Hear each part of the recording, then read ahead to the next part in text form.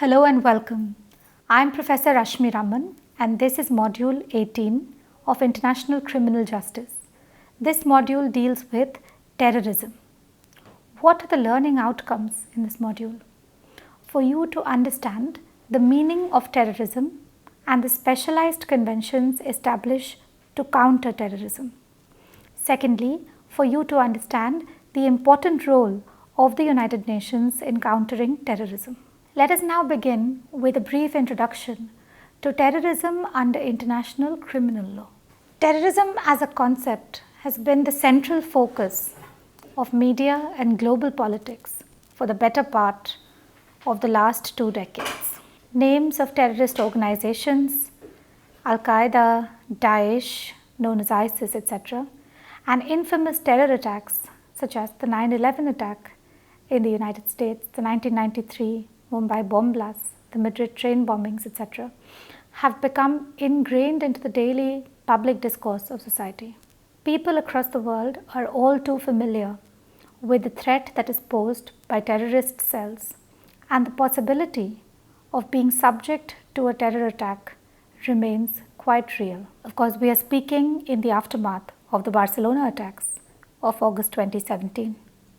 Terrorism has become a prominent issue in the international community since the turn of the 19th century, when acts of terror grew in frequency. There are a variety of avenues from which terrorism can be viewed, but for the purposes of this module, the primary focus shall be on terrorism as a criminal act committed by entities under international law. The discussion on the political and sociological ideologies pertaining to terrorism can only be used here as a tool of understanding to better our context and situate terrorism in international criminal law. Further, this module does not delve into the domestic intricacies of terrorism, such as the domestic definitions of the term and how domestic legal systems have dealt with alleged non-state actors, including terrorists.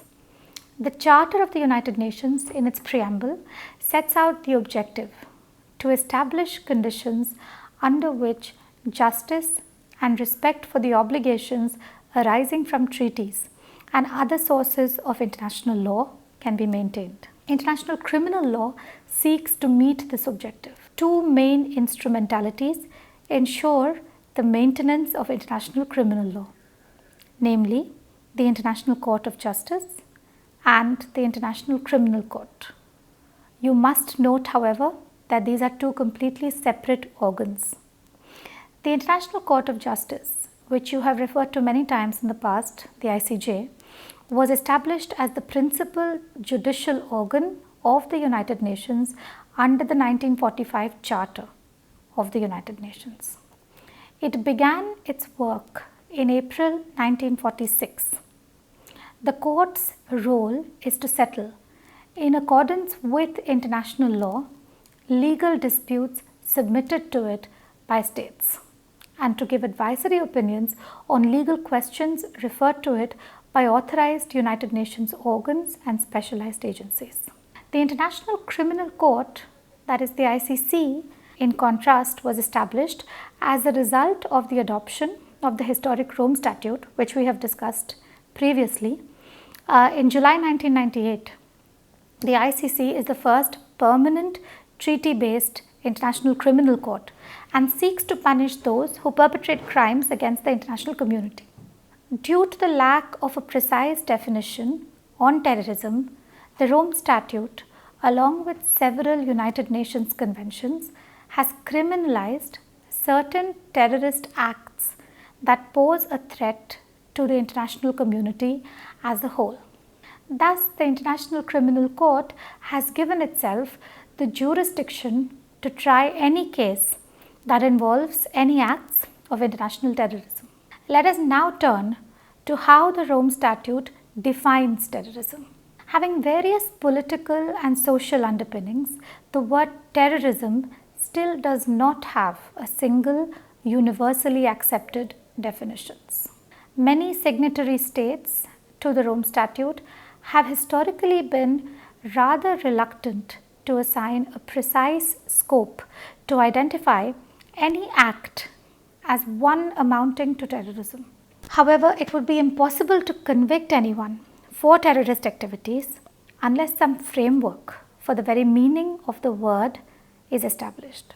To solve this issue and to harmonize the many definitions, the international community began adopting various sector-based conventions criminalizing specific actions as terrorist activities.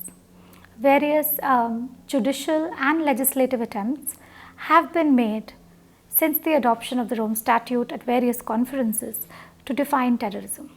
One such understanding is reflected in the 1994 United Nations General Assembly resolution on measures to eliminate international terrorism. This resolution condemned terrorist activities as activities under the following heads.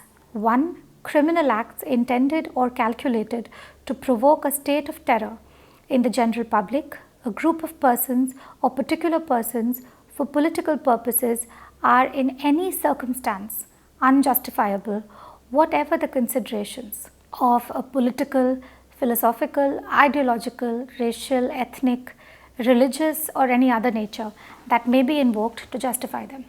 Secondly, the judicial take on our understanding of the term terrorism may be attributed to the jurisprudence of the Special Tribunal for Lebanon, which we discussed earlier modules. The STL was established by the Security Council in 2007 in order to prosecute those most responsible for the 2005 assassination of Lebanese Prime Minister Rafiq Hariri, amongst others. In a landmark ruling delivered on February 16, 2012, the scope of the word terrorism was discussed in significant detail by the Special Tribunal for Lebanon. While the law of Lebanon, that is the municipal law of Lebanon, played a crucial role in this case, the tribunal chose to interpret the local law in the context of customary international law. The tribunal recognized that it is widely accepted that no precise definition of terrorism exists in international law. In order to harmonize the existing definitions, the tribunal decided to point to a certain number of crucial elements in order for a crime to amount to terrorism. 1. That the perpetration of a criminal act such as murder, kidnapping, taking of a hostage, arson and so on, or threatening such an act. 2. The intent to spread fear among the population, which would generally entail the creation of public danger or directly or indirectly coercing a national or international authority to take some action or refrain from taking such an action when this act involves a transnational element. Having isolated the principles, codification of the definition was also attempted, first in 1937 under the Convention for the Prevention and Punishment of Terrorism. Although this treaty required only 3 ratifications to come into force, which as you know is in the realm of treaty making, it received only 1 and was subsequently abandoned. Article 1 Clause 2 of this treaty, which never came to force, defined terrorist acts as acts of terrorism, criminal acts directed against a state and intended or calculated to create a state of terror in the minds of a particular person or group of people or the general public. The lack of a single definition has resulted in a thematic consideration and a piecemeal codification of criminal acts deemed to be terrorist acts by the international community. A direct consequence of this is the lack of global uniformity in the understanding of terrorism and what are the core minimum criteria to be accepted for an act to become terrorist act.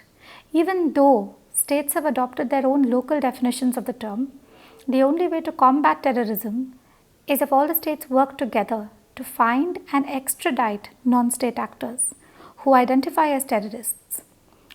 Now let us look at what is the role of the international community represented by the United Nations in countering terrorism. As you know, international terrorism has had its impact on the entire international community and has always been cause of supreme importance to the United Nations. As early as 1996, the General Assembly had adopted a resolution 51 of 210 of 17th December to adopt measures to collectively combat terrorism. Under this resolution, the UN decided to establish an ad hoc committee in order to elaborate and create an international treaty for the suppression of terrorist bombings and subsequently an international treaty for the suppression of acts of nuclear terrorism in order to supplement relating existing international instruments and thereafter to address the means of further developing a comprehensive legal framework of conventions that deal with international terrorism in the hope that harmonized definition could be distilled. This ad hoc committee's mandate was further clarified by two subsequent declarations which were adopted by the General Assembly. One, the Declaration on Measures to Eliminate International Terrorism, and the second was the Declaration to supplement the 1994 Declaration on Measures to Eliminate International Terrorism. Now, the hope behind all of this was to get to the heart of what is terrorism. The Secretary General also established the Counter-Terrorism Implementation Task Force, known as the CTITF, in 2005. This was endorsed by the General Assembly through the United Nations Global Counter-Terrorism Strategy, which was adopted by consensus in 2006. The CTITF has been established in order to enhance coordination and create a kind of coherence of counter-terrorism efforts of the United Nations. The task force consists of 34 international entities which have stakes in multilateral counter-terrorism efforts as a result of their work. The aim of the CTITF is to increase the benefits derived from each entity by delivering them as one to help member states to implement what became known as the 4 pillars of its strategy. What are these pillars? These are measures to address the conditions conducive to the spread of terrorism, measures to prevent and combat terrorism, measures to build states' capacities to prevent and combat terrorism, and to strengthen the role of the United Nations system in that regard, including measures to ensure respect for human rights for all and the rule of law as the fundamental basis for the fight against it. One of the greatest demonstrations of both the challenge of terrorism to the international order and the powers of the international community to take adequate measures to prevent such attacks were of course the attacks of 11 September 2001 in the territory of the United States of America, known famously as the 9/11 attacks. After the 9/11 attacks, organizations of the United Nations system mobilized their resources immediately in their respective spheres to step up the action against terrorism. On the 28th of September that year, the Security Council adopted the famous Resolution 1373 under the enforcement provisions of Chapter 7 of the Charter of the United Nations to prevent the financing of terrorism. This made the collection of funds for any terrorist related actions a criminal offense and immediately froze terrorist financial assets, supposedly. A counter-terrorism committee was established to ensure the proper implementation of Resolution 1373. In order to combat terrorism, all member states were to pool their intelligence on this issue and submit it to the committee.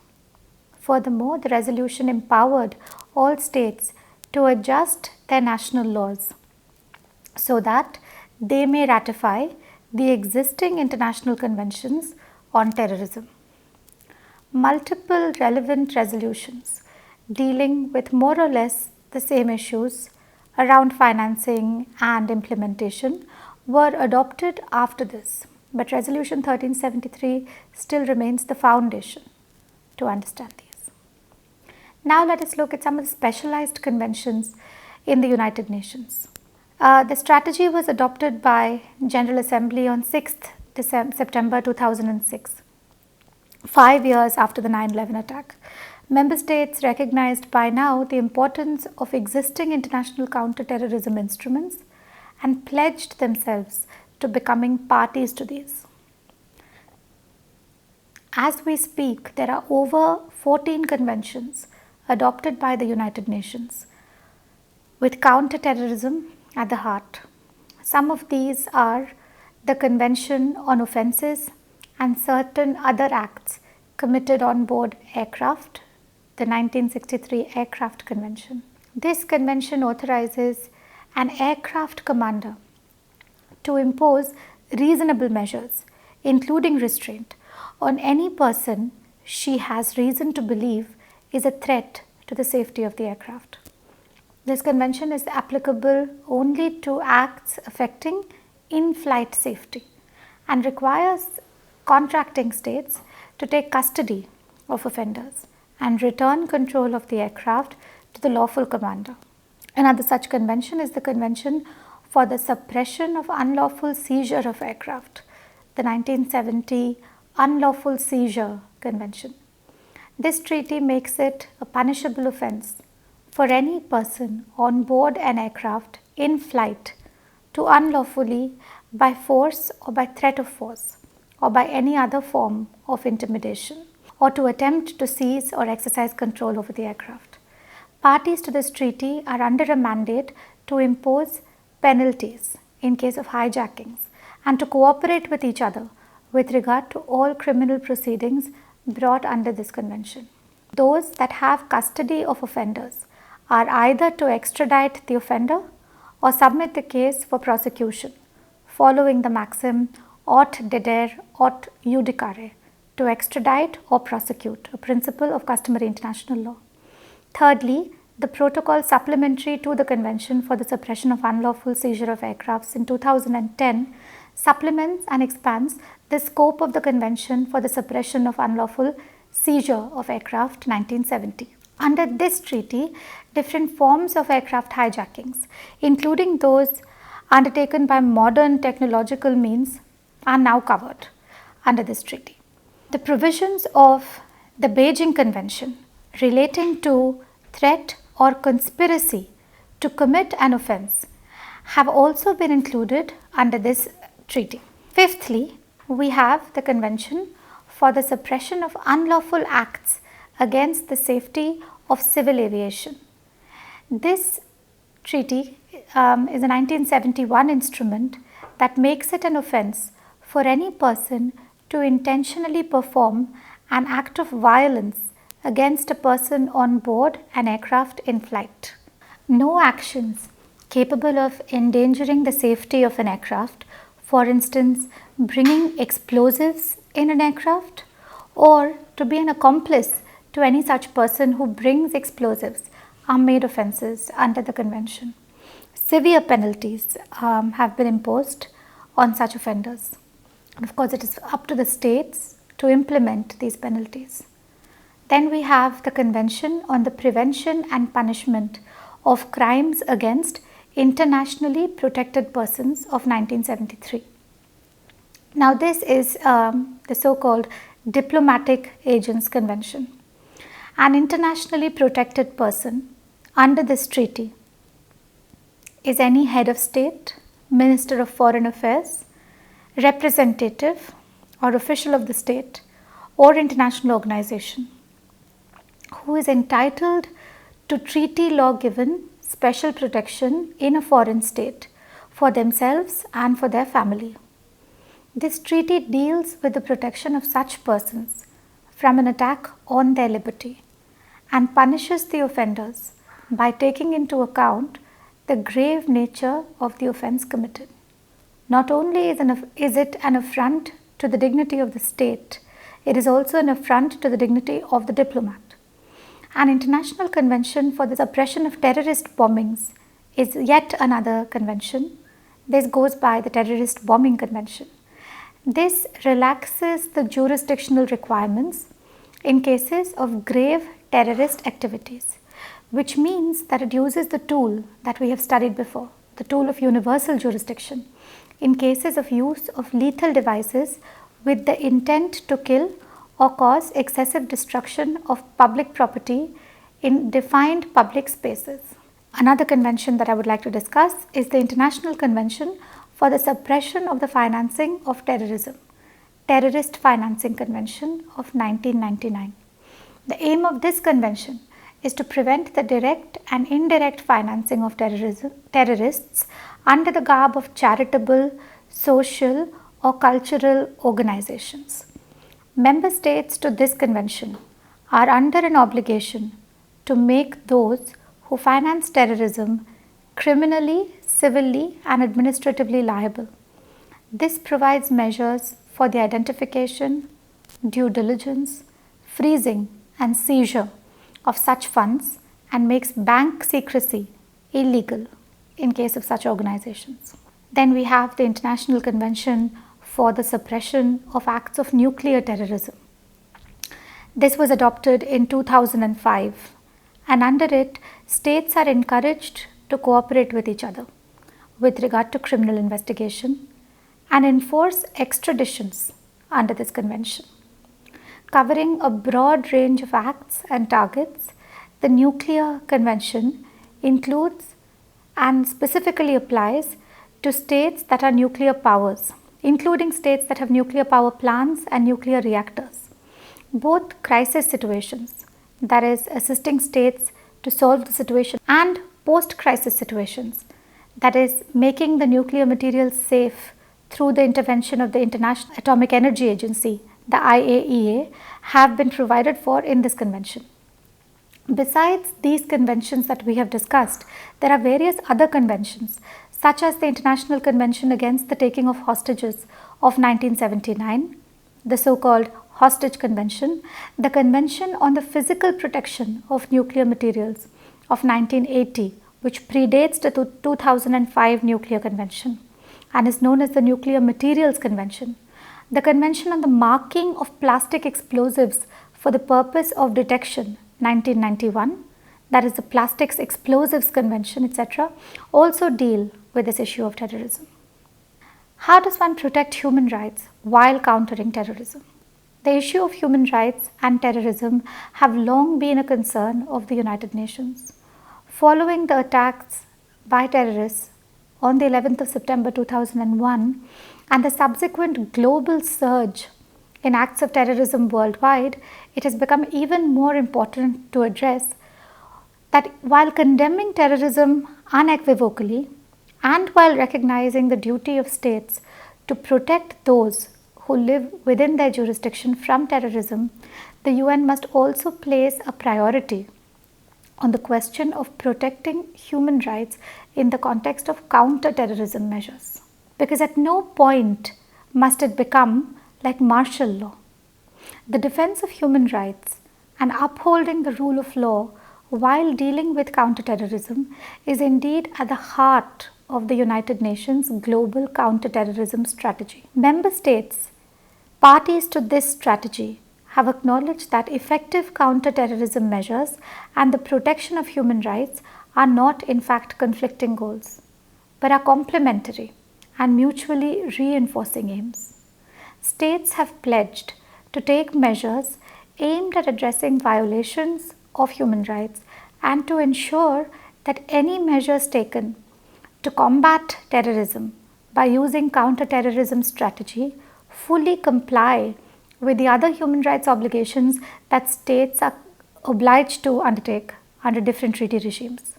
Moreover, the Special Rapporteur operating under the new Human Rights Council also works to identify, exchange, and promote best practices on measures to counter terrorism that respect human rights and fundamental freedoms. The Special Rapporteur has also addressed in a report allegations of human rights violations in the course of countering terrorism. The work of the Special Rapporteur is to visit select individual countries and to engage in correspondence with more states about their laws and practices. The Rapporteur reports regularly to both the Human Rights Council and to the General Assembly, including on selected thematic issues, and especially the results of the country visits. The idea behind this is to draw some kind of balance between what human rights requires and what counterterrorism requires. Starting in the late 1960s, the global West was disinclined to accept claims made by developing and Arab states to the effect that Israel was perhaps a terrorist state, believing that only individuals or groups could be characterized as terrorists. However, since the 1980s, and with some incontrovertible evidence that some states were behind terrorist activities, this stance was altered, describing such acts as state-sponsored terrorism. Now, this is in complete contrast to the general understanding that terrorists are non-state actors. The Security Council itself has condemned the involvement of states in certain incidents relating to terrorism. But even where, as in the Lockerbie incident, for example, even where the Security Council acted under Chapter 7 of the Charter, it has never used the term state-sponsored for terrorism, preferring instead to demand that culprit states desist from all forms of terrorist action and desist from offering any assistance to terrorist groups. The inclusion of terrorism within the practice of Chapter 7 necessarily creates some form of terrorist activity as a threat to the peace, breach of the peace, or an act of aggression, making these theoretically susceptible to a collective action response from states. In its own fight against state-sponsored terrorism, the United States Congress amended the 1976 Foreign Sovereign Immunities Act, the FSIA, through the adoption of a resolution called AEDPA, which permits civil suits for compensatory and punitive damages against a foreign state or its state agency or any instrumentality that either commits the terrorist act or provides aid to the culprit group. A terrorist act in this instance includes torture, extrajudicial killing, aircraft sabotage, taking of hostages, etc., provided that the victim is a national of the United States and that the offense takes place outside the territory of the United States. Let us now turn to terrorism as an organized crime. With relevance to the recent years, theories have been raised with regard to possible links between terrorism and organized crime. For example, narco-terrorism, that is the illicit trafficking in drugs, the unlawful arms trade, money laundering, and smuggling of nuclear and other lethal materials feature prominently among activities linked to terrorism in the annex attached to the General Assembly Resolution of 1373.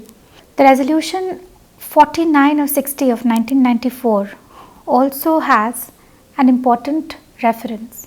In that year, the World Ministerial Conference on Organized Transnational Crime adopted the Naples Political Declaration and Global Action Plan against organized transnational crime, which inter alia recognizes the existence of clear links between transnational organized crime and terrorism. A subsequent General Assembly resolution points out that organizations financing terrorists are usually also engaged in unlawful activities such as the ones described in the resolution. For the purpose of funding terrorist activities, these criteria are relevant. However, these observations are not necessarily useful for determining the legal principles that define terrorism per se, since the similarity in organization and violence observed between a terrorist organization and organized crime involves a political element which is absent from organized crime. Article 2A of the so-called CATOC is instructive in understanding exactly what organized criminal groups mean. This says that organized criminal groups shall mean a structured group of 3 or more persons existing for a short period of time and acting in concert with the aim of committing one or more serious crimes or offences established in accordance with the Convention in order to obtain directly or indirectly financial or other material benefit. Certain delegations participating in the preparatory committee of the Transnational Organized Crime Convention, including those of Algeria, Egypt, and Turkey, were of the view that the scope of the definition under the Convention should be specifically tailored to include crimes committed in order to obtain, directly or indirectly, a moral benefit. Other delegations were of the view that the idea of a moral benefit was rather ambiguous. During the 8th session, the delegation of Algeria proposed the addition of the words or any other purpose. This proposal was supported by Egypt, Morocco, and Turkey.